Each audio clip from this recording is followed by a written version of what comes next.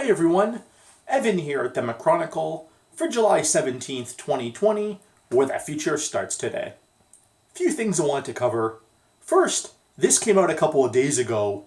It looks like China is going to start taxing the income of its people living abroad.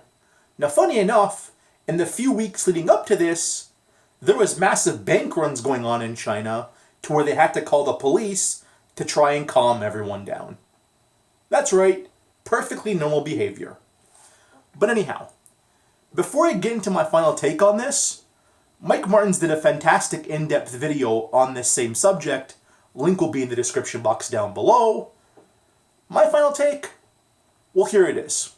Myself, along with Steve the Plumber, round about 6 months ago now, called into Trends in the Housing Market, Mike Martins' live stream he does every Wednesday night.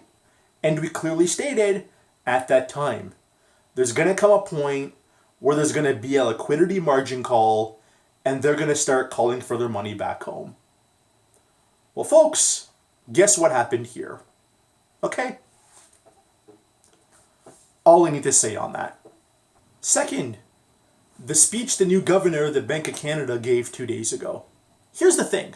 Let me get this out of the way first. I'm glad Tiff Macklem said this. Because deep down inside, we've all known housing has been the #1 mandate of the Bank of Canada since the Pelot's days at the very least. Okay? So Tiff Macklem just came out and admitted it. That's one thing. Here's the next part of all this. If you follow me on Twitter, you will know, myself, I'm a bit of a sports nut. Okay? In sports, when someone of a higher authority shows confidence in someone below them, they're virtually always gone the next time they can get rid of them. And speaking of the confidence vote Macklem gave in the housing market, we can then go back to the famous words of Ben Bernanke in early 2007, where he said the subprime crisis is largely contained. Many more examples. Again, I'm not comparing the two situations in any way. All I'm throwing out there is the time you hear the most conviction is in the euphoria phase of the market, and that's always the last phase of the market. So there's that. And then, of course, online, you had all the usual real estate permabulls going on there saying, oh, the central bank has given us full confidence, rates are going to remain low for a long time, this now is the time to buy. And then all these experts go on BNN Bloomberg and then try and tell us, oh, there's no bubble of speculators in the housing market. Well, of course, on this, you can play back to the first bit of news in this video, where China is now starting to call for their money back home, and that in and of itself refutes everything they've said there. And this right here, this is what gets on my last nerve. Mike Martins mentions the influence of quote-unquote rich investors in the housing market, tries to tell people about how much debt people have taken on down the years. The realtor mob comes after him, he gets his shows taken off the air.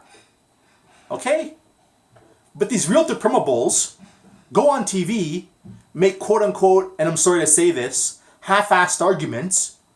Because they're bullish, they're treated like the second coming of Jesus Christ. I mean, it's unbelievable. And this is the whole thing that really gets to my head, yeah?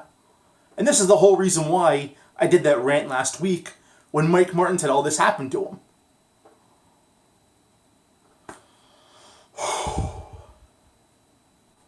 But look, to close all this off, all I can say is, hearing all that's come out in the last couple of days makes me feel even more confident I'm on the right side. Because again, you hear the most euphoria at always the very top of markets.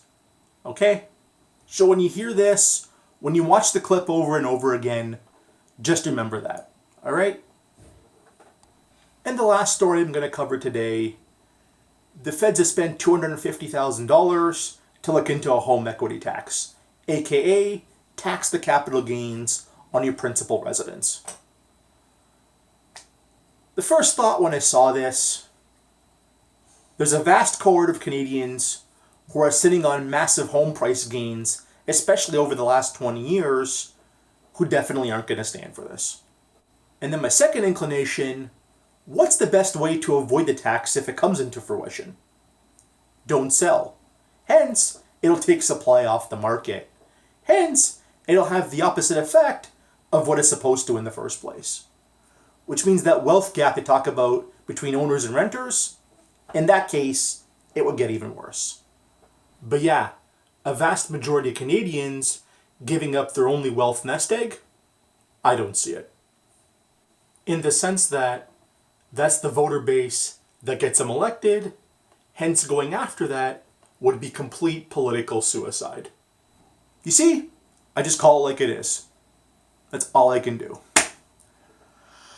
Whew. I'm tired. I'm hot.